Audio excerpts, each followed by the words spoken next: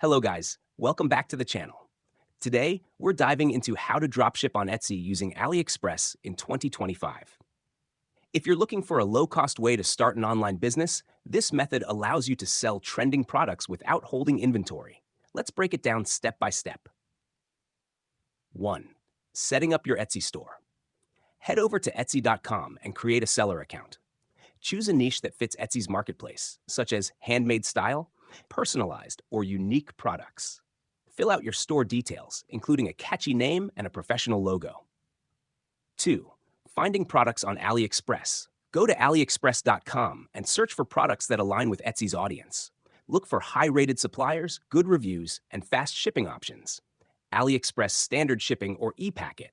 Avoid generic or mass-produced items that don't fit Etsy's handmade aesthetic. 3. Listing your products on Etsy.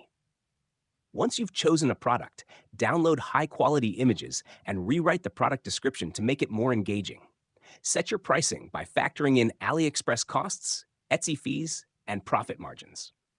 4. Automating the order process.